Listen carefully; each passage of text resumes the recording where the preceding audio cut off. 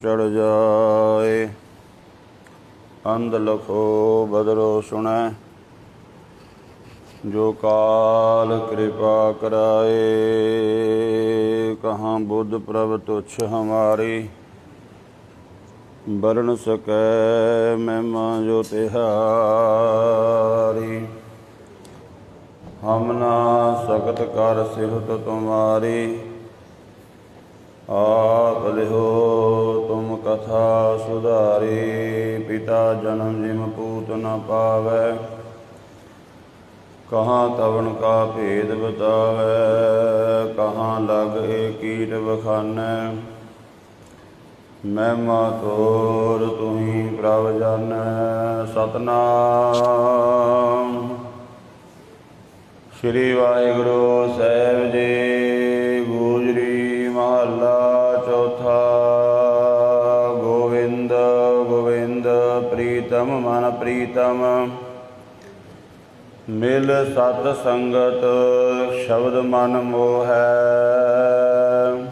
जप गोविंद गोविंद ध्याईऐ, सब को दान दे प्रभ ओहै। मेरे भाई जना मोको गोविंद गोविंद गोविंद मन मोहै। गोविंद गोविंद गोविंद गुण गावा, मिल गुर साध संगत जन सोहै। रहाओ सुख सागर हर भगत है, गुरमत कौला रिद सिद्ध लागै पग ओहै। जन को राम नाम आधारा, हर नाम जपत हर नामे सोहै। दुर्मत भागहीन मत फीके, नाम सुनत आवै मन रोहै। कौआ काग को अमृत रस पाइयै, तृप्तै विष्टा खाए मुख गोहै। अमृत सार सतगुर सतवादी, जित नहातै कौआ हंस होवै। नानक धन धन वड्डे वडभागी, जिन गुरमत नाम हृदय मल धोहै। अमृत सर सतगुर सतवादी, जित नहातै कौआ हंस होवै। नानक धन धन वड्डे वडभागी, जिन गुरमत नाम हृदय मल धोहै। वाहिगुरु जी का खालसा, वाहिगुरु जी की फतेह। गुरु गुरु खालसा साध संगत जीओ। गुरबाणी की लड़ीवार कथा विचार के तहत गुरु रामदास महाराज सच्चे पातशाह जी का गुजरी राग दे विच उच्चारण किया होया पावन शब्द जो पाठ इस समय किया गया है। ये पावन शब्द श्री गुरु ग्रंथ साहिब महाराज जी के पावन अंग 492 ਅਤੇ 493 अंग ते ਸੁਭਾਏਮਾਨ है। इस शब्द के नाल जो अगलेरा शब्द है, ये दोवें शब्द जिहड़े हन इक्को भाव दे विच गुरु पातशाह जी ने उच्चारण कीते हन। गुरमुखां दी अते मनमुखां दी गल कीती है। गुरमुख की की अवस्था है, मनमुख की की अवस्था है, वो सतगुरु जी इन्हां पावन अमृत बचनां दे विच बयान कर रहे हैं। अते गुरमुख की अरदास बेनती है उस मालक के चरणों विच कि सदा ऐसी कृपा करो, नाम जपते रहिए, बंदगी करते रहिए। सो आपां यतन करांगे दोवें शब्दां दी विचार हो सके। धन गुरु रामदास महाराज सच्चे पातशाह जी जो उपदेश कर रहे हैं, सतगुरु जी के पावन अमृत बचनां नाल सांझ पाइए। प्यार नाल आखो जी सतनाम श्री वाहिगुरु साहिब जी। गुजरी महला चौथा। गुजरी ਰਾਗ ਦੇ ਵਿੱਚ ਚੌਥੇ ਪਾਤਸ਼ਾਹ ਧੰਨ ਗੁਰੂ ਰਾਮਦਾਸ ਮਹਾਰਾਜ ਫਰਮਾਨ ਕਰ ਰਹੇ ਹਨ। ਗੋਵਿੰਦ ਗੋਵਿੰਦ ਪ੍ਰੀਤਮ ਮਨ ਪ੍ਰੀਤਮ, ਮਿਲ ਸਤ ਸੰਗਤ ਸ਼ਬਦ ਮਨ ਮੋਹੈ। ਗੁਰਮੁਖ ਦੀ ਕੀ ਅਵਸਥਾ ਹੁੰਦੀ ਹੈ? ਜਦੋਂ ਗੁਰਮੁਖ ਦੀ ਸੁਰਤ ਸ਼ਬਦ ਨਾਲ ਭੇਦ ਹੁੰਦੀ ਹੈ, ਸ਼ਬਦ ਦੇ ਵਿੱਚ ਜੁੜਦੀ ਹੈ, ਵਿੰਨੀ ਜਾਂਦੀ ਹੈ, ਤਾਂ ਵਾਹਿਗੁਰੂ ਦਾ ਨਾਮ ਜਪਣਾ ਉਹਨੂੰ ਰਸਨਾ ਕਰਕੇ ਵੀ ਔਰ ਮਨ ਕਰਕੇ ਵੀ ਬੜਾ ਰਸਦਾਇਕ ਲੱਗਦਾ ਹੈ। ਗੋਵਿੰਦ ਗੋਵਿੰਦ ਪ੍ਰੀਤਮ ਮਨ ਪ੍ਰੀਤਮ, ਮਿਲ ਸਤ ਸੰਗਤ ਸ਼ਬਦ ਮਨ ਮੋਹੈ। ਜਿਹੜਾ ਸ਼ਬਦ ਹੈ, ਬਾਣੀ ਹੈ, ਉਹਦੇ ਮਨ ਨੂੰ ਆਪਣੇ ਵੱਲ ਖਿੱਚਣ ਲੱਗ ਜਾਂਦੀ ਹੈ। ਜਿਵੇਂ ਧਰਤੀ ਦੇ ਵਿੱਚ ਨਾ ਗੁਰਮੁਖੋ ਗੁਰਤਾ ਸ਼ਕਤੀ ਜਿਹਨੂੰ ਆਖਿਆ ਗਿਆ ਹੈ, ਇਹ ਸਾਨੂੰ ਆਪਣੇ ਵੱਲ ਖਿੱਚਦੀ ਹੈ। ਜਦੋਂ ਕੋਈ ਇਸ ਦੀ ਪਕੜ ਤੋਂ ਉੱਪਰ ਚਲਾ ਜਾਂਦਾ ਹੈ ਤਾਂ ਉੱਥੇ ਇਹਦੀ ਪਕੜ ਖਤਮ ਹੋ ਜਾਂਦੀ ਹੈ। ਉੱਥੇ ਬ੍ਰਹਿਮੰਡ ਦੇ ਵਿੱਚ, ਆਕਾਸ਼ ਦੇ ਵਿੱਚ ਤੁਸੀਂ ਵੇਖਿਆ ਹੋਣਾ, ਜਿਹੜੇ ਉੱਪਰ ਸਾਇੰਸਦਾਨ ਜਾਂਦੇ ਨੇ, ਉਹ ਜਿਸ ਵੀ ਸਾਧਨ ਦੁਆਰਾ ਉੱਥੇ ਪਹੁੰਚਦੇ ਨੇ, ਵਿੱਚ ਉਹਨਾਂ ਨੇ ਆਪਣੇ ਆਪ ਨੂੰ ਬੰਨ੍ਹਿਆ ਹੁੰਦਾ, ਨਹੀਂ ਤੇ ਉੱਥੇ ਉੱਡਦੇ ਫਿਰਦੇ ਨੇ ਹਵਾ ਦੇ ਵਿੱਚ, ਜਿਵੇਂ ਪੰਛੀ ਉੱਡਦੇ ਨੇ ਨਾ, ਜਿਵੇਂ ਕਾਗਜ਼ ਉੱਡਦੇ ਫਿਰਦੇ ਨੇ, ਇਸ ਤਰ੍ਹਾਂ। ਕਿਉਂਕਿ ਉੱਥੇ ਇਹ ਜਿਹੜੀ ਗੁਰਤਾ ਸ਼ਕਤੀ ਧਰਤੀ ਦੀ ਇਹ ਖਤਮ ਹੁੰਦੀ ਹੈ। ਅਤੇ ਮਹਾਰਾਜ ਸੱਚੇ ਪਾਤਸ਼ਾਹ ਜੀ ਕਹਿੰਦੇ, ਜਦੋਂ ਕੋਈ ਧਰਤੀ ਦੇ ਨੇੜੇ ਆਉਂਦਾ, ਧਰਤੀ ਆਪਣੇ ਵੱਲ ਨੂੰ ਖਿੱਚਦੀ ਹੈ। ਇਸੇ ਕਰਕੇ ਜਦੋਂ ਕਿਸੇ ਨੇ ਵੀ ਬੰਦਗੀ ਕਰਨ ਬੈਠਣਾ ਹੈ ਧਰਤੀ 'ਤੇ, ਆਪਾਂ ਜਿਹੜਾ ਕੱਪੜਾ ਵਿਛਾਉਂਦੇ ਹਾਂ ਨਾ, ਇਹਦਾ ਵੀ ਕਾਰਨ ਇਹੀ ਹੈ ਕਿ ਧਰਤੀ ਜਿਹੜੀ ਹੈ ਨਾ, ਧਰਤੀ ਦਾ ਤੱਤ, ਮਿੱਟੀ ਤੱਤ ਹੈ, ਇਹ ਸਾਡੇ ਮਨ ਨੂੰ ਆਪਣੇ ਵੱਲ ਖਿੱਚਦਾ ਹੈ। ਇਸੇ ਕਰਕੇ ਵੀ ਜਿਹੜੀ ਸੁਰਤ ਹੈ ਉਹ ਸੰਸਾਰ ਵਿੱਚ ਨਾ ਫਸੇ, ਕਿਉਂਕਿ ਸੰਸਾਰ ਕੀ ਹੈ? ਮਿੱਟੀ, ਪਦਾਰਥ। ਧਰਤੀ ਕੀ ਹੈ? ਪਦਾਰਥ ਹੈ, ਸਾਰਾ ਮਟੀਰੀਅਲ ਹੈ। ਅਤੇ ਮਟੀਰੀਅਲ ਸਾਨੂੰ ਆਪਣੇ ਵੱਲ ਖਿੱਚਦਾ ਹੈ, ਕਿਉਂਕਿ ਸਾਡਾ ਸਰੀਰ ਮਟੀਰੀਅਲ ਤੋਂ, ਪਦਾਰਥ ਤੋਂ ਬਣਿਆ ਹੈ। ਇਸੇ ਕਰਕੇ ਜਦੋਂ ਅਭਿਆਸ ਕਰਨਾ ਹੈ ਧਰਤੀ 'ਤੇ, ਤਾਂ ਬੈਠਣਾ ਹੈ ਥੱਲੇ ਧਰਤੀ 'ਤੇ ਕੱਪੜਾ ਵਿਛਾ ਕੇ ਬੈਠਣਾ। ਇਹ ਇਸੇ ਕਰਕੇ ਹੈ, ਕੋਈ ਐਵੇਂ ਫਾਲਤੂ ਦੀ ਗੱਲ ਨਹੀਂ ਹੈ ਕਿ ਸਾਡੀ ਸੁਰਤ ਨੂੰ ਪਦਾਰਥ ਆਪਣੇ ਵੱਲ ਨਾ ਖਿੱਚੇ। ਅਤੇ ਜਦੋਂ ਆਪਾਂ ਅਭਿਆਸ ਕਰਾਂਗੇ, ਇਹ ਇੱਕ ਵਿੱਚ ਇੱਦਾਂ ਕਹਿ ਲਓ ਵੀ ਕੰਧ ਹੋ ਜਾਂਦੀ ਹੈ। ਜਿਹੜਾ ਆਪਾਂ ਥੱਲੇ ਕੋਈ ਮੈਟ ਕੱਪੜਾ ਵਿਛਾ ਕੇ ਬੈਠਦੇ ਹਾਂ ਨਾ, ਇਹ ਧਰਤੀ ਦੀ ਗੁਰਤਾ ਸ਼ਕਤੀ ਫਿਰ ਸਾਡੇ 'ਤੇ ਉਸ ਸਮੇਂ ਅਸਰ ਨਹੀਂ ਕਰਦੀ। ਤਾਂ ਤੇ ਗੁਰਤਾ ਸ਼ਕਤੀ ਜਿਹੜੀ ਹੈ, ਹਰ ਇੱਕ ਚੀਜ਼ ਦੇ ਵਿੱਚ ਸ਼ਕਤੀ ਉਹ ਆਪਣੇ ਵੱਲ ਨੂੰ ਖਿੱਚਦੀ ਹੈ, ਪਰ ਉਹ ਕਿਸੇ ਹੱਦ 'ਤੇ, ਜਦੋਂ ਉੱਥੇ ਉਹਦੇ ਨੇੜੇ ਆਉਂਦਾ ਤਾਂ ਖਿੱਚਦੀ ਹੈ। ਜਦੋਂ ਕੋਈ ਇਹਦੀ ਧਰਤੀ ਤੋਂ ਪਕੜ ਤੋਂ ਪਰਾਂ ਚਲਾ ਜਾਂਦਾ ਹੈ, ਫਿਰ ਧਰਤੀ ਉਹਨੂੰ ਆਪਣੇ ਵੱਲ ਨਹੀਂ ਖਿੱਚਦੀ। ਇਸੇ ਤਰ੍ਹਾਂ ਜਦੋਂ ਕੋਈ ਅਭਿਆਸ ਕਰਦਾ ਹੈ, ਜਿਵੇਂ ਜਿਵੇਂ ਸ਼ਬਦ ਦੇ ਨੇੜੇ ਆਉਂਦਾ, ਫਿਰ ਸ਼ਬਦ ਇਹਨੂੰ ਖਿੱਚਦਾ ਹੈ ਆਪਣੇ ਵੱਲ, ਬਾਣੀ ਆਪਣੇ ਵੱਲ ਖਿੱਚਦੀ ਹੈ। ਮਹਾਰਾਜ ਕਹਿੰਦੇ, ਜਿਨ੍ਹਾਂ ਗੁਰਮੁਖਾਂ ਨੇ ਸਤ ਸੰਗਤ ਦਾ ਓਟ ਆਸਰਾ ਲੈ ਕੇ ਬਾਣੀ ਪੜ੍ਹੀ, ਨਾਮ ਜਪੀ ਗਏ, ਇੱਕ ਦਿਨ ਐਸਾ ਆ ਗਿਆ, ਹੁਣ ਸਾਨੂੰ ਬਹੁਤਾ ਕੁਝ ਕਰਨ ਦੀ ਲੋੜ ਨਹੀਂ, ਸਾਡਾ ਮਨ ਆਪਣੇ ਆਪ ਬਾਣੀ ਪੜ੍ਹੀ ਜਾਂਦਾ ਹੈ। ਇਸ ਤਰ੍ਹਾਂ ਦੇ ਗੁਰਮੁਖ ਮਿਲਦੇ ਨੇ, ਉਹ ਕਹਿੰਦੇ ਇਹ ਵੀ ਆਪਣੇ ਆਪ ਹੀ ਅਭਿਆਸ ਅੰਦਰ ਚੱਲੀ ਜਾਂਦਾ, ਕਿਉਂਕਿ ਪਹਿਲਾਂ ਬਹੁਤ ਅਭਿਆਸ ਕੀਤਾ ਹੈ। ਜਦੋਂ ਮਨ ਸ਼ਬਦ ਦੇ ਨੇੜੇ ਹੋ ਗਿਆ, ਫਿਰ ਸ਼ਬਦ ਨੇ ਆਪੇ ਖਿੱਚ ਲੈਣਾ ਹੈ। ਤੋ ਮਹਾਰਾਜ ਕਹਿੰਦੇ, ਸ਼ਬਦ ਜਿਹੜਾ ਹੈ ਉਹਨੇ ਮਨ ਨੂੰ ਮੋਹਿਤ ਕਰ ਲਿਆ, ਆਪਣੇ ਵੱਲ ਖਿੱਚ ਲਿਆ ਹੈ। ਪਰ ਇਹ ਹੋਇਆ ਕਿਵੇਂ ਹੈ? ਜਦੋਂ ਸਤ ਸੰਗਤ ਕੀਤੀ, ਸਤ ਦੀ ਸੰਗਤ ਕੀਤੀ, ਸ਼ਬਦ ਦਾ ਅਭਿਆਸ ਕੀਤਾ, ਵਾਹਿਗੁਰੂ ਦਾ ਨਾਮ ਜਪਦਿਆਂ ਇੱਕ ਦਿਨ ਮਨ ਸ਼ਬਦ ਦੇ ਜਦੋਂ ਨੇੜੇ ਹੋਇਆ ਨਾ, ਅਤੇ ਸ਼ਬਦ ਨੇ ਫਿਰ ਆਪਣੇ ਵਿੱਚ ਅਭੇਦ ਕਰ ਲਿਆ, ਖਿੱਚ ਲਿਆ ਆਪਣੇ ਵੱਲ। ਜਿਵੇਂ ਧਰਤੀ ਦੇ ਲੋਹੇ ਦੇ ਟੁਕੜੇ ਧਰਤੀ 'ਤੇ ਖਿੰਡੇ ਹੋਣ, ਜਿਹੜੀ ਚੁੰਬਕ ਹੈ ਜਦੋਂ ਨੇੜੇ ਜਾਂਦੀ ਹੈ ਤੇ ਚੁੰਬਕ ਉਹਨਾਂ ਨੂੰ ਆਪਣੇ ਵੱਲ ਖਿੱਚ ਲੈਂਦੀ, ਭਾਵੇਂ ਕਿੰਨੀ ਮਿੱਟੀ 'ਚ ਪਏ ਹੋਣ, ਜਦੋਂ ਉਹ ਨੇੜੇ ਜਾਂਦੀ ਖਿੱਚ ਲੈਂਦੀ ਹੈ। ਇਸੇ ਤਰ੍ਹਾਂ ਭਾਵੇਂ ਕੋਈ ਕਿੰਨਾ ਵੀ ਵਿਕਾਰਾਂ ਵਿੱਚ ਡਿੱਗਿਆ ਹੋਇਆ ਸੀ, ਜਦੋਂ ਸ਼ਬਦ ਦੇ ਨੇੜੇ ਹੁੰਦਾ ਹੈ ਸ਼ਬਦ ਉਹਨੂੰ ਉੱਥੋਂ ਬਾਹਰ ਖਿੱਚ ਲੈਂਦਾ ਹੈ। ਜਪ ਗੋਵਿੰਦ ਗੋਵਿੰਦ ਧਿਆਈਐ, ਸਭ ਕੋ ਦਾਨ ਦੇ ਪ੍ਰਭ ਉਹ ਹੈ। ਇਸ ਕਰਕੇ ਸਦਾ ਗੋਬਿੰਦ ਵਾਹਿਗੁਰੂ ਦੇ ਨਾਮ ਨੂੰ ਜਪੀਏ।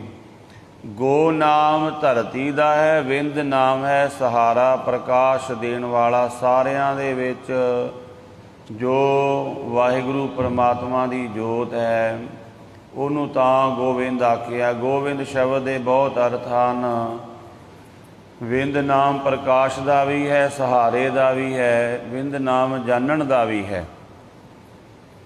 ਜਿਸ ਨੂੰ ਸਾਰੀ ਧਰਤੀ ਦੇ ਵਾ ਸਾਰੇ ਬ੍ਰਹਿਮੰਡ ਦੇ ਕਣ ਕਣ ਦਾ ਪਤਾ ਹੈ, ਉਹਨੂੰ ਗੋਬਿੰਦ ਆਖਿਆ ਗਿਆ ਹੈ। ਐਸਾ ਜੋ ਵਾਹਿਗੁਰੂ ਨਿਰੰਕਾਰ, ਉਹਨੂੰ ਸਦਾ ਜਪੀਏ, ਸਦਾ ਧਿਆਉਣਾ ਕਰੀਏ, ਕਿਉਂਕਿ ਸਾਰਿਆਂ ਨੂੰ ਵਾਹਿਗੁਰੂ ਹੀ ਦਾਨ ਦਿੰਦਾ ਹੈ। ਵਾਹਿਗੁਰੂ ਨੇ ਸਾਨੂੰ ਇਹ ਜੀਵਨ ਦਾਨ ਦਿੱਤਾ ਹੈ। ਇਹ ਅੱਖਾਂ ਦਾਨ ਵਿੱਚ ਦਿੱਤੀਆਂ ਨੇ, ਹੱਥ ਦਾਨ ਵਿੱਚ ਦਿੱਤੇ ਨੇ, ਪੈਰ ਦਾਨ ਵਿੱਚ ਦਿੱਤੇ ਨੇ। ਆਪਾਂ ਕੋਈ ਇਹਦੀ ਕੀਮਤ ਨਹੀਂ ਤਾਰੀ। ਵਾਹਿਗੁਰੂ ਪਰਮਾਤਮਾ ਨੇ ਸਾਨੂੰ ਸੋਚਣ ਸ਼ਕਤੀ ਦਿੱਤੀ, ਦਿਮਾਗ ਦਿੱਤਾ ਹੈ। ਕਈ ਬੱਚੇ ਦਿਮਾਗ ਤੋਂ ਬਿਨਾਂ ਵੀ ਆਪਾਂ ਵੇਖਦੇ ਹਾਂ ਪੈਦਾ ਹੁੰਦੇ ਨੇ, ਅੱਖਾਂ ਤੋਂ ਬਿਨਾਂ ਵੀ ਪੈਦਾ ਹੁੰਦੇ ਨੇ, ਹੱਥਾਂ ਤੋਂ ਬਿਨਾਂ ਵੀ ਪੈਦਾ ਹੁੰਦੇ ਨੇ, ਪੈਰਾਂ ਤੋਂ ਬਿਨਾਂ ਵੀ ਪੈਦਾ ਹੁੰਦੇ ਨੇ। ਵਾਹਿਗੁਰੂ ਨੇ ਸਾਨੂੰ ਜੋ ਕੁਝ ਦਿੱਤਾ ਹੈ, ਦਾਨ ਦਿੱਤਾ ਹੈ, ਭਾਵ ਫ੍ਰੀ ਵਿੱਚ ਦਿੱਤਾ ਹੈ, ਉਹ ਸਾਰਿਆਂ ਨੂੰ ਹੀ ਦਿੰਦਾ ਹੈ। ਜੋ ਕੁਝ ਵੀ ਆਪਾਂ ਕੁਝ ਵੀ ਮੁੱਲ ਨਹੀਂ ਖਰੀਦ ਸਕਦੇ। ਇਹ ਉਹਦੀ ਕਿਰਪਾ, ਸਾਰਾ ਕੁਝ ਸਾਨੂੰ ਦਾਨ ਵਿੱਚ ਹੀ ਮਿਲਿਆ। ਆਪਾਂ ਸਵਾਸ ਲੈਂਦੇ ਹਾਂ, ਸਾਰਾ ਕੁਝ ਜੇ ਆਪਾਂ ਪਦਾਰਥ ਛਕਦੇ ਹਾਂ ਨਾ, ਤਾਂ ਇਹ ਵੀ ਵਾਹਿਗੁਰੂ ਨੇ ਸਾਨੂੰ ਦਾਨ ਵਿੱਚ ਇਹ ਦਾਤ ਦਿੱਤੀ ਹੈ। ਐਸਾ ਕੋਈ ਰੋਗ ਲੱਗ ਜੇ, ਮਨੁੱਖ ਚਾਹ ਦਾ ਕੱਪ ਨਹੀਂ ਪੀ ਸਕਦਾ, ਹੋਰ ਤਾਂ ਕੀ ਖਾਣਾ ਹੈ। ਡਾਕਟਰ ਕਹਿੰਦੇ ਵੀ ਇਹ ਪੀਵੇਂਗਾ ਤੇਰੇ ਵਾਸਤੇ ਜ਼ਹਿਰ ਹੈ। ਜੇ ਪ੍ਰਸਾਦ ਛੱਤੀ ਅੰਮ੍ਰਿਤ ਖਾਏ, ਤਿਸ ਠਾਕਰ ਕੋ ਰੱਖ ਮਨ ਮਾਹੇ। ਜਿਸ ਵਾਹਿਗੁਰੂ ਦੀ ਕਿਰਪਾ ਨਾਲ 36 ਤਰ੍ਹਾਂ ਦੇ ਪਦਾਰਥ ਤੂੰ ਖਾ ਰਿਹਾ ਹੈ, ਇਹ ਉਹਨੇ ਕਿਰਪਾ ਕੀਤੀ ਹੋਈ ਤਾਂ ਹੀ ਖਾ ਰਿਹਾ ਹੈ। ਜੇ ਦਿਨ ਕਿਰਪਾ ਖਿੱਚ ਲਈ, ਡਾਕਟਰਾਂ ਨੇ ਕਹਿਣਾ ਵੀ ਜੋ ਵੀ ਖਾਏਂਗਾ ਜ਼ਹਿਰ ਹੈ ਤੇਰੇ ਵਾਸਤੇ, ਤੈਨੂੰ ਖਤਮ ਕਰ ਦੇਗਾ। ਤੋ ਮਹਾਰਾਜ ਕਹਿੰਦੇ ਉਹ ਵਾਹਿਗੁਰੂ ਸਾਰਿਆਂ ਨੂੰ ਦਾਨ ਦਿੰਦਾ ਹੈ। ਅਨੇਕ ਤਰ੍ਹਾਂ ਦਾ ਦਾਨ ਹੈ, ਸਾਰਾ ਕੁਝ ਉਹਨੇ ਦਾਨ ਵਿੱਚ ਹੀ ਦਿੱਤਾ ਹੈ। ਧੀਆਂ ਪੁੱਤਰ ਔਲਾਦ ਪਦਾਰਥ ਸਾਰਾ ਦਾਨ ਵਿੱਚ ਹੀ ਹੈ। ਭਾਵੇਂ ਡਾਕਟਰ ਸਾਇੰਸ ਨੇ ਬੜੀ ਤਰੱਕੀ ਕਰ ਲਈ ਹੈ, ਪਰ ਫਿਰ ਵੀ ਜੇ ਉਹ ਵਾਹਿਗੁਰੂ ਨਾ ਚਾਹਵੇ ਤਾਂ ਦਵਾਈ ਵੀ ਕੰਮ ਨਹੀਂ ਕਰਦੀ। ਆਪਾਂ ਵੇਖਦੇ ਹਾਂ ਜੇ ਉਹਦੀ ਕਿਰਪਾ ਨਹੀਂ ਹੈ ਨਾ, ਭਾਵੇਂ ਕਿੰਨੀ ਸਾਇੰਸ ਤਰੱਕੀ ਕਰ ਲਵੇ, ਉਹ ਵਾਹਿਗੁਰੂ ਦੀ ਕਿਰਪਾ ਨਾਲ ਹੀ ਦਵਾਈ ਵੀ ਤਾਂ ਹੀ ਕੰਮ ਕਰਦੀ ਹੈ ਜੇ ਉਹਦੀ ਕਿਰਪਾ ਹੋਵੇ। ਤੋ ਮਹਾਰਾਜ ਕਹਿੰਦੇ ਵਾਹਿਗੁਰੂ ਸਾਰਿਆਂ ਨੂੰ ਦਾਨ ਦਿੰਦਾ ਹੈ। ਭਾਈ ਉਸ ਦੇ ਨਾਮ ਨੂੰ ਜਪਣਾ ਕਰੋ। ਮੇਰੇ ਭਾਈ ਜਨਾ ਮੋਕੋ ਗੋਵਿੰਦ ਗੋਵਿੰਦ ਗੋਵਿੰਦ ਮਨ ਮੋਹੈ। ਹੁਣ ਗੁਰਮੁਖ ਦੀ ਕੀ ਅਵਸਥਾ ਹੈ? ਉਹ ਕਹਿੰਦਾ ਗੁਰਮੁਖੋ ਭਾਈ ਜਨੋ ਕਿ ਵਾਹਿਗੁਰੂ ਦਾ ਨਾਮ ਮੇਰੇ ਮਨ ਨੂੰ ਬੜਾ ਖਿੱਚਦਾ ਹੈ। ਜਦੋਂ ਮੈਂ ਅਭਿਆਸ ਕਰਦਾ ਹਾਂ ਮੈਨੂੰ ਬੜਾ ਰਸ ਆਉਂਦਾ ਹੈ। ਜਦੋਂ ਵੇਖੋ ਕੋਈ ਵੀ ਅਭਿਆਸ ਕਰਦਾ ਹੈ ਨਾ, ਕਿਸੇ ਵੀ ਪੱਖ ਤੋਂ ਕੋਈ ਵੀ ਆਪਾਂ ਕੰਮ ਕਰਦੇ ਹਾਂ, ਅਤੇ ਆਪਾਂ ਆਪਣੇ ਭਾਈਚਾਰੇ ਨੂੰ ਦੱਸਦੇ ਹਾਂ ਵੀ ਇਹ ਕੰਮ ਮੈਂ ਕੀਤਾ ਹੈ। ਕੋਈ ਖੇਤੀਬਾੜੀ ਕਰਦਾ, ਕੋਈ ਵਪਾਰ ਕਰਦਾ, ਕੋਈ ਕਿਸੇ ਵੀ ਤਰ੍ਹਾਂ ਦਾ, ਤਾਂ ਉਹਦੇ ਵਿੱਚ ਜਦੋਂ ਉਹਨੂੰ ਲਾਭ ਹੋਣ ਲੱਗ ਜਾਂਦਾ ਉਹ ਦੱਸਦਾ ਵੀ ਮੈਂ ਫਸਲ ਬੀਜੀ ਸੀ, ਮੈਨੂੰ ਉਹਦੇ ਵਿੱਚੋਂ ਇੰਨਾ ਲਾਭ ਹੋਇਆ ਹੈ, ਅਤੇ ਇਸ ਤਰ੍ਹਾਂ ਮੈਂ ਉਹ ਫਸਲ ਬੀਜੀ, ਇੱਦਾਂ ਕੀਤਾ। ਕੋਈ ਵੀ ਕਾਰੋਬਾਰ ਕੀਤਾ। ਇਸੇ ਤਰ੍ਹਾਂ ਗੁਰਮੁਖ ਹੋਰਾਂ ਨੂੰ ਉਹ ਆਪਣੀ ਦਿਖਾਉਣ ਵਾਸਤੇ ਨਹੀਂ, ਉਹ ਚਾਹੁੰਦਾ ਵੀ ਹੋਰ ਵੀ ਇਸ ਪਾਸੇ ਆਉਣ। ਦੋ ਚੀਜ਼ਾਂ ਹੁੰਦੀਆਂ ਨੇ, ਇੱਕ ਹੁੰਦਾ ਹੈ ਆਪਾਂ ਆਪਣਾ ਹੰਕਾਰ ਪ੍ਰਗਟ ਕਰਨਾ ਹੁੰਦਾ ਹੈ, ਉਹ ਮਾੜੀ ਗੱਲ ਹੈ। ਇੱਕ ਹੁੰਦਾ ਦੂਜਿਆਂ ਨੂੰ ਜੋੜਨ ਵਾਸਤੇ ਆਪਣਾ ਨੇਮ ਦੱਸਣਾ ਜਾਂ ਭਗਤੀ ਬਾਰੇ ਦੱਸਣਾ, ਉਹ ਹੈ ਵੀ ਇਹ ਵੀ ਜੁੜ ਜਾਣ। ਜਿਵੇਂ ਸਕੂਲ ਦੇ ਵਿੱਚ ਟੀਚਰ ਦੱਸਦਾ ਹੈ ਬੱਚਿਆਂ ਨੂੰ, ਉਹ ਹੰਕਾਰ ਕਰਕੇ ਨਹੀਂ, ਉਹ ਚਾਹੁੰਦਾ ਹੈ ਜਿਹੜੇ ਬੱਚੇ ਇੱਥੇ ਆਏ ਨੇ ਇਹ ਵੀ ਪੜ੍ਹ ਕੇ ਮੇਰੇ ਵਾਂਗ ਸਫਲ ਹੋ ਜਾਣ। ਪਰ ਇੱਕ ਬੰਦਾ ਜਿੱਥੇ ਵੀ ਖਾਲੀ ਸਪੀਚ ਕਰਦਾ ਉਹ ਕਹਿੰਦਾ ਜੀ ਮੈਂ ਇੰਨਾ ਪੜ੍ਹਿਆ, ਮੈਂ ਇੰਨੀਆਂ ਡਿਗਰੀਆਂ ਲਈਆਂ ਨੇ, ਮੈਂ ਐਵੇਂ ਨਹੀਂ ਇੱਥੇ ਤੱਕ ਪਹੁੰਚਿਆ। ਉਹ ਹੰਕਾਰ ਕਰ ਰਿਹਾ, ਹਉਮੈ ਮਾੜੀ ਹੈ। ਭਾਵੇਂ ਉਹ ਵੀ ਦੱਸ ਰਿਹਾ ਅਤੇ ਇੱਕ ਟੀਚਰ ਵੀ ਦੱਸਦਾ ਬੱਚਿਆਂ ਨੂੰ, ਭਾਈ ਅਸੀਂ ਵੀ ਬੜੇ ਗਰੀਬ ਹੁੰਦੇ ਸੀ, ਅਸੀਂ ਵੀ ਬੜੀ ਮਿਹਨਤ ਕਰਕੇ ਪੜ੍ਹਾਈ ਕਰਕੇ ਪੜ੍ਹੇ ਹਾਂ ਅਤੇ ਇੱਥੇ ਤੱਕ ਪਹੁੰਚੇ ਹਾਂ। ਜੋ ਦੋਵੇਂ ਬੰਦੇ ਦੱਸ ਰਹੇ ਨੇ ਗੱਲ ਇੱਕੋ ਤਰ੍ਹਾਂ ਦੀ ਕਰ ਰਹੀ ਹੈ, ਪਰ ਇੱਕ ਹੰਕਾਰ ਕਰ ਰਿਹਾ, ਇੱਕ ਚਾਹੁੰਦਾ ਹੈ ਇਹ ਜਿਹੜੇ ਬੱਚੇ ਮੈਨੂੰ ਸੁਣ ਰਹੇ ਨੇ ਇਹ ਵੀ ਅੱਗੇ ਹੋ ਜਾਣ, ਪੜ੍ਹ ਕੇ ਸਫਲ ਹੋ ਜਾਣ। ਤਾਂ ਗੁਰਮੁਖ ਇਸ ਕਰਕੇ ਸੰਸਾਰ ਦੇ ਵਿੱਚ ਉਹ ਵੀ ਗੱਲ ਕਰਦਾ ਨਾਮ ਦੀ, ਬਾਣੀ ਦੀ, ਸਾਧਨਾ ਦੀ, ਪਰ ਉਹ ਕਾਹਦੇ ਵਾਸਤੇ ਵੀ ਇਹਨਾਂ ਨੂੰ ਵੀ ਹੋਰਾਂ ਨੂੰ ਵੀ ਚਾਓ ਆ ਜਾਵੇ ਵੀ ਇਹ ਵੀ ਬਾਣੀ ਪੜ੍ਹਨ ਲੱਗ ਜਾਣ। ਗੋਬਿੰਦ ਗੋਬਿੰਦ ਗੋਬਿੰਦ ਗੁਣ ਗਾਵਾ, ਮਿਲ ਗੁਰ ਸਾਧ ਸੰਗਤ ਜਨ ਸੋ ਹੈ। ਹੁਣ ਮੈਂ ਸਦਾ ਹੀ ਇਹੀ ਅਰਦਾਸ ਹੈ ਕਿ ਵਾਹਿਗੁਰੂ ਤੇਰੇ ਗੁਣ ਗਾਉਂਦਾ ਰਹਾਂ, ਕਿਉਂਕਿ ਰਸ ਆਉਣ ਲੱਗ ਪਿਆ ਨਾ। ਜਦੋਂ ਰਸ ਆਉਣ ਲੱਗ ਪਿਆ ਫਿਰ ਇਹ ਅਵਸਥਾ ਬਣਦੀ ਹੈ ਕਿ ਹੇ ਵਾਹਿਗੁਰੂ ਹੁਣ ਮੇਰੇ 'ਤੇ ਕਿਰਪਾ ਬਣਾ ਕੇ ਰੱਖਣੀ ਕਿ ਮੈਂ ਸਦਾ ਤੇਰਾ ਨਾਮ ਜਪਦਾ ਰਹਾਂ। ਮਿਲ ਗੁਰ ਸਾਧ ਸੰਗਤ ਜਨ ਸੋ ਹੈ। ਵਾਹਿਗੁਰੂ ਦੇ ਗੁਣ ਕਿਉਂ ਗਾਣੇ ਨੇ? ਕਿਉਂਕਿ ਜਦੋਂ ਗੁਰੂ ਦੀ ਸੰਗਤ ਵਿੱਚ ਗੁਰੂ ਨਾਲ ਮਿਲ ਕੇ ਕੋਈ ਵਾਹਿਗੁਰੂ ਦੇ ਗੁਣ ਗਾਉਂਦਾ ਹੈ ਤਾਂ ਉਹ ਸੋਹਣਾ ਬਣ ਜਾਂਦਾ ਹੈ, ਦੁਨੀਆ ਵਿੱਚ ਸ਼ੋਭਨੀਕ ਹੋ ਜਾਂਦਾ ਹੈ, ਉਹਦਾ ਜਸ ਹੁੰਦਾ ਹੈ, ਦੁਨੀਆ ਉਹਦਾ ਸਤਿਕਾਰ ਕਰਦੀ ਹੈ। ਜਿਹਨੇ ਗੁਰੂ ਦੀ ਮੱਤ ਲੈ ਕੇ ਸੰਗਤ ਦਾ ਓਟ ਆਸਰਾ ਲੈ ਕੇ ਨਾਮ ਜਪਿਆ ਹੈ, ਮਹਾਰਾਜ ਕਹਿੰਦੇ ਫਿਰ ਉਹ ਸੋਹਣਾ ਬਣ ਜਾਂਦਾ ਹੈ, ਸ਼ੋਭਨੀਕ ਹੋ ਜਾਂਦਾ ਹੈ। ਤਾਂ ਹੀ ਤੇ ਬਾਣੀ ਵਿੱਚ ਆਖਿਆ ਸਈ ਸੁੰਦਰ ਸੋਹਣੇ ਸਾਧ ਸੰਗ ਜਿਨ ਬਹਿਣੇ। ਮਹਾਰਾਜ ਨੂੰ ਪੁੱਛਿਆ ਵੀ ਮਹਾਰਾਜ ਸੁੰਦਰ ਕੌਣ ਹੈ? ਦੁਨੀਆ ਵਿੱਚ ਆਪਾਂ ਦੇਖਦੇ ਹਾਂ ਸੁੰਦਰਤਾ ਦੇ ਮੁਕਾਬਲੇ ਹੁੰਦੇ ਨੇ, ਔਰ ਖ਼ਾਸ ਕਰਕੇ ਔਰਤਾਂ ਦੇ, ਪਰ ਗੁਰਬਾਣੀ ਕਹਿੰਦੀ ਭਾਈ ਉਹ ਨਹੀਂ, ਚਮੜੀ ਦਾ ਚਿੱਟਾ ਹੋਣਾ ਕੋਈ ਸੁਹੱਪਣ ਨਹੀਂ ਹੈ। ਸੋਹਣਾ ਉਹ ਹੈ ਜਿਹੜਾ ਗੁਰੂ ਦੀ ਸੰਗਤ ਵਿੱਚ ਬੈਠਦਾ ਹੈ, ਜਿਹੜਾ ਨਾਮ ਜਪਦਾ ਹੈ, ਕਿਉਂਕਿ ਉਹ ਅੰਦਰੋਂ ਬਾਹਰੋਂ ਇੱਕ ਹੋ ਜਾਂਦਾ ਹੈ। ਉਹੀ ਸੋਹਣੇ ਹਨ, ਸੁੰਦਰ ਹਨ ਜਿਨ੍ਹਾਂ ਦੇ ਕੋਲ ਰੱਬ ਦੀ ਭਗਤੀ ਹੈ। ਰਹਾਉ ਸੁਖ ਸਾਗਰ ਹਰ ਭਗਤ ਹੈ, ਗੁਰਮਤਿ ਕੋਲਾ ਰਿਦ ਸਿਧ ਲਾਗੈ ਪਗ ਉਹ ਹੈ। ਸਾਰੀ ਦੁਨੀਆ ਸੁੱਖ ਦੀ ਖੋਜ ਕਰ ਰਹੀ ਹੈ, ਭਾਵੇਂ ਸਾਇੰਸ ਵੀ ਜੋ ਖੋਜ ਕਰ ਰਹੀ ਹੈ, ਸਾਇੰਸ ਵੀ ਸੁੱਖ ਦੀ ਹੀ ਖੋਜ ਕਰ ਰਹੀ ਹੈ। ਸਾਇੰਸ ਨੇ ਅੱਜ ਵੇਖੋ ਕਿੰਨਾ ਸੁੱਖ ਦੇ ਸਾਧਨ ਖੋਜੇ ਨੇ।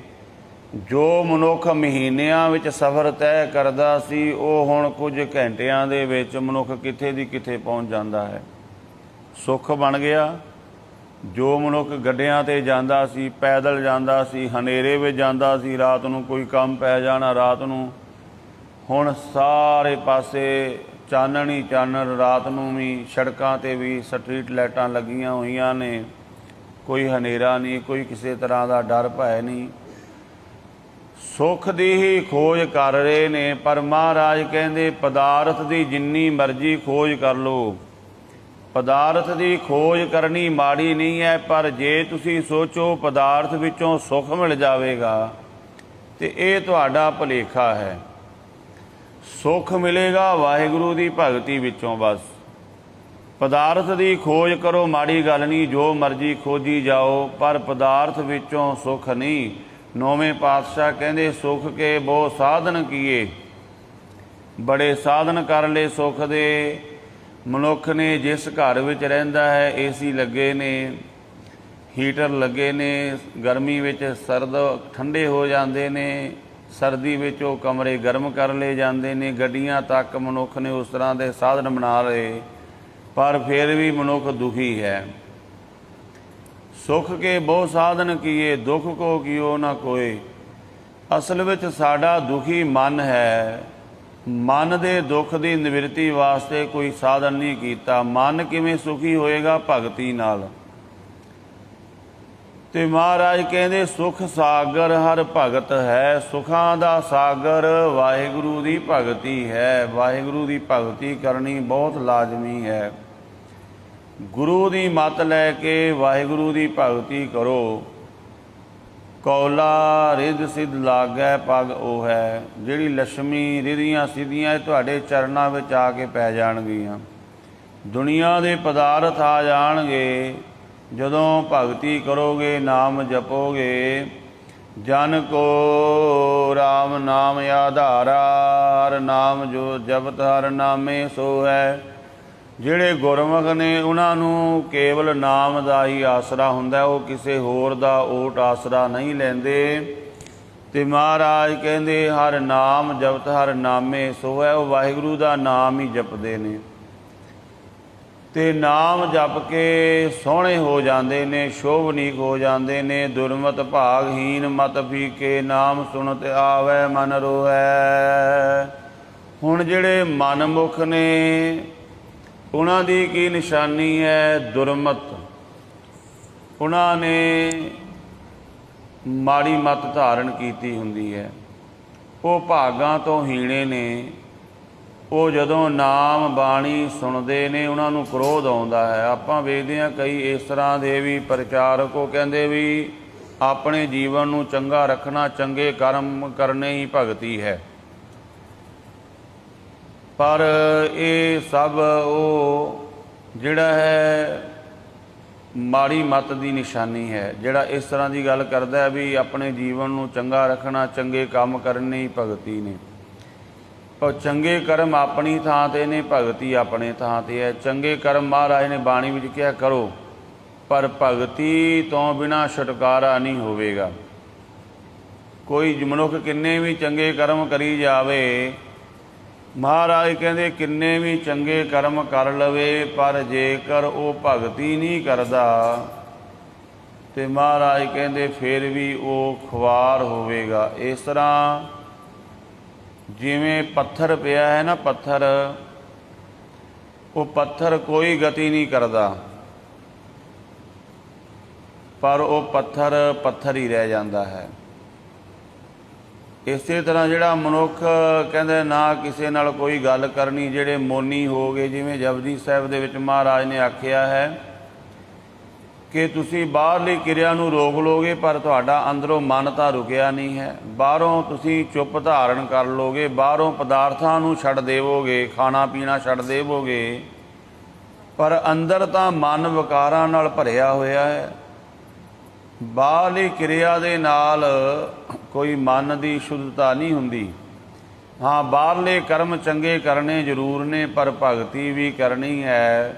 ਪਰ ਜਿਹੜੇ ਭਾਗਾਂ ਤੋਂ ਹੀਣੇ ਨੇ, ਫਿੱਕੇ ਨੇ, ਉਹ ਜਦੋਂ ਨਾਮ ਦੀ ਗੱਲ ਸੁਣਦੇ ਨੇ ਨਾ, ਜਾਂ ਕੋਈ ਨਾਮ ਜਪਦਾ ਹੋਵੇ ਤਾਂ ਉਹਨਾਂ ਨੂੰ ਬੜਾ ਕ੍ਰੋਧ ਆਉਂਦਾ ਹੈ। ਕਊਆ ਕਾ ਕੋ ਅੰਮ੍ਰਿਤ ਰਸ ਪਾਈਐ, ਤ੍ਰਿਵਤਾ ਵਿਸ਼ਟਾ ਖਾਏ ਮੁਖ ਗੋਹੈ। ਜਿਵੇਂ ਕਾਂ ਨੂੰ ਤੁਸੀਂ ਵਧੀਆ ਪਦਾਰਥ ਰੱਖੋ ਉਹਦੇ ਅੱਗੇ, ਉਹਨੇ ਜਾ ਕੇ ਗੰਦਗੀ ਦੇ ਵਿੱਚ ਹੀ ਚੁੰਝ ਮਾਰਨੀ ਹੈ। ਭਾਈ ਸਾਹਿਬ ਭਾਈ ਗੁਰਦਾਸ ਜੀ ਮਨਮੁਖ ਦੀ ਬਿਰਤੀ, ਮਨਮੁਖ ਦੀ ਅਵਸਥਾ ਲਿਖਦੇ ਨੇ ਆਪਣੀ ਬਾਣੀ ਦੇ ਵਿੱਚ। ਉਹਨਾਂ ਨੇ ਪ੍ਰਮਾਣ ਦਿੱਤੇ ਨੇ 4। ਕਹਿੰਦੇ ਮਾਨਸਰ ਪਰ ਬਿਠਾਈਐ ਜੋ ਲਏ ਜਾਏ ਬਗ, ਮੁਕਤਾ ਅਮੋਲਤਾ ਜ਼ਮੀਨ ਬੀਨ ਖਾਤ ਹੈ। ਲੋਕਾਂ ਨੇ ਆਖਿਆ ਭਲਾ ਕਰੀਏ ਬਗਲੇ ਦਾ, ਇਹਨੂੰ ਮਾਨਸਰ ਸਰੋਵਰ 'ਤੇ ਲੈ ਜਾਵੇ। ਬਗਲਾ ਹੰਸ ਦੀ ਕਾਪੀ, ਬਿਲਕੁਲ ਹੰਸ ਵਰਗਾ ਹੈ, ਬਿਲਕੁਲ ਉਹਦਾ ਰੂਪ ਉਸੇ ਤਰ੍ਹਾਂ ਦਾ ਹੈ, ਪਰ ਉਹਦਾ ਜੀਵਨ ਹੰਸ ਵਰਗਾ ਨਹੀਂ ਹੈ। ਤੇ ਉਹ ਲੋਕਾਂ ਨੇ ਆਖਿਆ ਇਹ ਵੀ ਹੰਸ ਵਰਗਾ ਬਣ ਜਾਵੇ। ਚਲੋ ਬਾਣਾ ਤਾਂ ਇਹਦੇ ਕੋਲ ਹੈ, ਉਸ ਤਰ੍ਹਾਂ ਦਾ ਰੂਪ ਤਾਂ ਹੈ, ਇਹਦੀ ਖੁਰਾਕ ਵੀ ਹੀਰੇ ਮੋਤੀ ਹੋ ਜਾਵੇ ਤੇ ਇਹ ਮੱਛੀਆਂ ਡੱਡੀਆਂ ਦੀ ਗੰਦਗੀ ਨੂੰ ਛੱਡ ਕੇ ਜੀਵਨ ਨਿਰਮਲ ਕਰ ਲਵੇ। ਮਾਨਸਰ ਪਰ ਜੋ ਬਿਠਾਈਐ ਲੈ ਜਾਏ ਬਗ, ਮੁਕਤਾ ਅਮੋਲਤਾ ਜ਼ਮੀਨ ਬੀਨ ਖਾਤ ਹੈ। ਉਹਨੂੰ ਮਾਨਸਰ 'ਤੇ ਲੈ ਗਏ, ਉੱਥੇ ਵੀ ਜਾ ਕੇ ਉਹਨੇ ਮੱਛੀਆਂ ਡੱਡੀਆਂ ਹੀ ਖਾਧੀਆਂ। ਦੂਸਰਾ ਪ੍ਰਮਾਣ ਭਾਈ ਗੁਰਦਾਸ ਜੀ ਕਹਿੰਦੇ ਨੇ ਅਸਤਨ ਪਾਨ ਕਰਬੇ ਕੋ ਲਗਾਈਐ, ਜੋ ਜੋਗ ਪੀਅਤ ਨਾ ਪੈ ਲੈ ਲਹੂ ਅਚੇ ਅਘਾਤ ਹੈ। ਜੋਗ ਤੁਸੀਂ ਵੇਖੀ ਹੋਣੀ ਹੈ, ਟੋਭਿਆਂ ਦੇ ਵਿੱਚ ਹੁੰਦੀਆਂ ਸਨ, ਅੱਜ ਕੱਲ੍ਹ ਵੀ ਹੁੰਦੀਆਂ ਨੇ। ਇਹ ਇੱਕ ਕੀੜਾ ਹੁੰਦਾ ਹੈ, ਇਹਦੇ ਵਿੱਚ ਸਰੀਰ ਵਿੱਚ ਕੋਈ ਹੱਡੀ ਨਹੀਂ ਹੁੰਦੀ ਇਹ, ਪਰ ਜਦੋਂ ਪਸ਼ੂ ਜਾਂ ਈਵਨ ਮਨੁੱਖ ਵੀ ਵੜ ਜੇ ਤੇ ਉਹਦੀ ਲੱਤ ਨੂੰ ਚਿੰਬੜ ਜਾਂਦੀ। ਲੂਣ ਪੀਂਦੀ, ਇਹ ਲਹੂ ਪੀਂਦੀ ਹੈ, ਪਸ਼ੂਆਂ ਦਾ ਲਹੂ ਪੀਂਦੀ ਹੈ। ਖਾਸ ਕਰਕੇ ਪਸ਼ੂਆਂ ਨਾਲ ਬੜੀਆਂ ਚਿੰਬੜ ਜਾਂਦੀਆਂ, ਦਾਦਾ ਵੀ ਜਿੱਥੇ ਜ਼ਿਆਦੀਆਂ ਜੋਕਾਂ ਹੋਣ ਇਹ ਲਹੂ ਪੀਂਦੀਆਂ ਨੇ।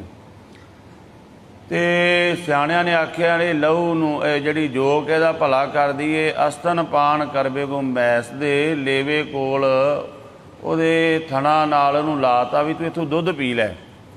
ਅਸਤਨ ਪਾਨ ਕਰਵੇ ਕੋ ਲਗਾਈਐ ਜੋ ਜੋਗ ਪੀਅਤ ਨਾ ਪੈ, ਪੈ ਨਾਮ ਦੁੱਧ ਦਾ ਹੈ। ਉੱਥੇ ਵੀ ਦੁੱਧ ਨਹੀਂ ਪੀਤਾ ਉਹਨੇ, ਗਾਂ ਦਾ ਮੱਝ ਦਾ ਬੱਚਾ ਆ ਕੇ ਤਾਂ ਦੁੱਧ ਪੀਂਦਾ ਹੈ, ਉੱਥੋਂ ਲੋਕ ਦੁੱਧ ਕੱਢ ਲੈਂਦੇ ਨੇ, ਪਰ ਜੋਕ ਉੱਥੇ ਵੀ ਲਹੂ ਹੀ ਪੀਂਦੀ ਹੈ। ਭਾਵ ਚੰਗੀ ਥਾਂ ਕਿਤੇ ਜਾ ਕੇ ਵੀ ਮਨਮੁਖ ਮਾੜਾ ਹੀ ਸੋਚਦਾ ਹੈ, ਮਾੜਾ ਹੀ ਕਰਦਾ, ਉਹਦੀ ਬਿਰਤੀ ਨਹੀਂ ਬਦਲਦੀ। ਤੀਸਰਾ ਪ੍ਰਮਾਣ ਭਾਈ ਗੁਰਦਾਸ ਜੀ ਕਹਿੰਦੇ ਪਰਮ ਸਗੰਧ ਪਰ ਮਾਖੀ ਨਾ ਰਹਿਤ ਰਾਖੀ ਮਹਾ ਦੁਰਗੰਧ ਪਰ ਬੇਗ ਚੱਲ ਜਾਤ ਹੈ।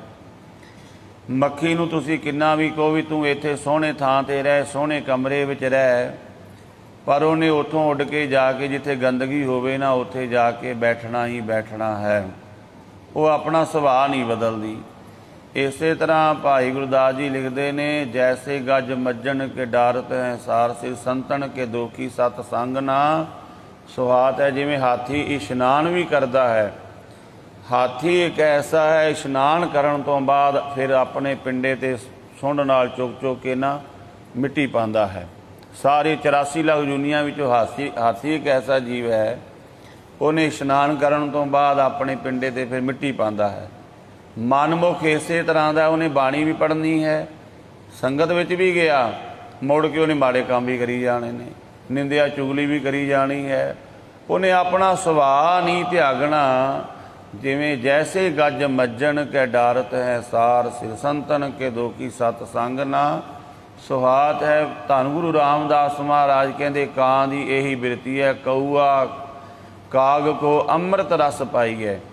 ਇੱਥੇ ਅੰਮ੍ਰਿਤ ਰਸ ਦਾ ਭਾਵ ਹੈ ਚੰਗੇ ਪਦਾਰਥ ਉਹਦੇ ਅੱਗੇ ਰੱਖੋ, ਪਰ ਉਹਨੂੰ ਤ੍ਰਿਪਤੀ ਨਹੀਂ ਹੁੰਦੀ। ਤ੍ਰਿਪਤ ਹੈ ਵਿਸ਼ਟਾਂ ਖਾਏ ਮੁਖ ਗੋ ਹੈ। ਉਹ ਕਦੋਂ ਤ੍ਰਿਪਤ ਹੁੰਦਾ? ਜਦੋਂ ਗੰਦਗੀ ਖਾਂਦਾ ਜਾ ਕੇ।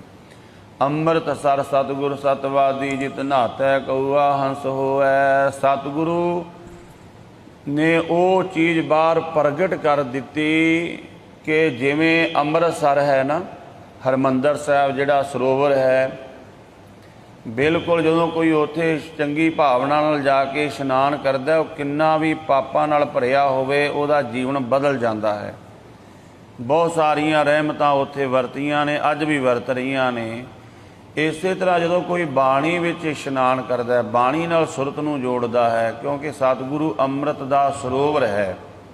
ਜਿਵੇਂ ਬਾਹਰ ਮਹਾਰਾਜ ਨੇ ਉਸੇ ਤਰ੍ਹਾਂ ਪ੍ਰਗਟ ਕਰਤਾ, ਉੱਥੇ ਹਰ ਸਮੇਂ ਕੀ ਹੋ ਰਿਹਾ? ਬਾਣੀ ਪੜ੍ਹੀ ਜਾ ਰਹੀ ਹੈ। ਪਰਿਕਰਮਾ ਵਿੱਚ ਵੀ ਅੰਦਰ ਵੀ ਹਰ ਸਮੇਂ ਕੀਰਤਨ ਹੋ ਰਿਹਾ, ਬਾਣੀ ਪੜ੍ਹੀ ਜਾ ਰਹੀ, ਨਾਮ ਜਪਿਆ ਜਾ ਰਿਹਾ, ਦੂਜੀ ਕੋਈ ਗੱਲ ਨਹੀਂ ਹੈ।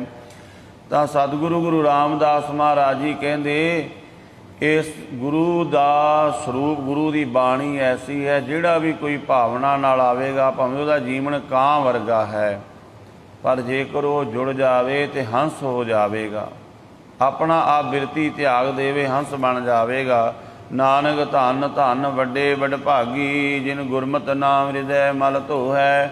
ਮਹਾਰਾਜ ਕਹਿੰਦੇ ਉਹ ਧੰਨ ਧੰਨ ਵੱਡੇ ਵੱਡੇ ਭਾਗਾਂ ਵਾਲੇ ਹਨ ਜਿਨ੍ਹਾਂ ਨੂੰ ਗੁਰਮਤਿ ਦਾ ਰੰਗ ਚੜ੍ਹ ਗਿਆ ਹੈ, ਜਿਨ੍ਹਾਂ ਨੇ ਗੁਰੂ ਦੀ ਮੱਤ ਲੈ ਕੇ ਨਾਮ ਜਪਿਆ ਤੇ ਨਾਮ ਨੇ ਕੀ ਕੀਤਾ? ਹਿਰਦੇ ਦੀ ਸਾਰੀ ਮੈਲ ਨੂੰ ਧੋ ਦਿੱਤਾ। ਨਾਨਕ ਧੰਨ ਧੰਨ ਵੱਡੇ ਵਡਭਾਗੀ ਜਿਨ ਗੁਰਮਤਿ ਨਾਮ ਹਿਰਦੈ ਮਲ ਧੋਹੈ। ਜਿਨ੍ਹਾਂ ਨੇ ਬੜੇ ਚਾਅ ਨਾਲ ਨਾਮ ਜਪਿਆ ਤੇ ਨਾਮ ਨੇ ਉਹਨਾਂ ਦੇ ਹਿਰਦੇ ਦੀ ਮੈਲ ਨੂੰ ਧੋ ਦਿੱਤਾ। ਸਤਿਗੁਰੂ ਮੈਂ ਰਾਮਤ ਕਰਨ ਅੱਜ ਦਾ ਜੋ ਮਹਾਰਾਜ ਨੇ ਫਰਮਾਨ ਬਖਸ਼ਿਆ, ਪ੍ਰਭ ਕੀ ਸ਼ਰਨ ਸਗਲ ਪਹਿ ਲਾਥੇ ਦੁਖ ਬਿਨ ਸੇ ਸੁਖ ਪਾਇਆ। ਦਿਆਲ ਹੋਆ ਪਾਰ ਬ੍ਰਹਮ ਸੁਆਮੀ ਪੂਰਾ ਸਤਿਗੁਰ ਧਿਆਇਆ। ਸਤਿਗੁਰੂ ਮੈਂ ਰਾਮਤ ਕਰਨ ਸਤਿਗੁਰੂ ਦੇ ਅੰਮ੍ਰਿਤ ਵਚਨਾਂ ਨੂੰ ਕਮਾਈਏ ਹੋਈਆਂ ਭੁੱਲਾਂ ਦੀ ਖਿਮਾ ਜੀ। ਵਾਹਿਗੁਰੂ ਜੀ ਕਾ ਖਾਲਸਾ, ਵਾਹਿਗੁਰੂ ਜੀ ਕੀ ਫਤਿਹ।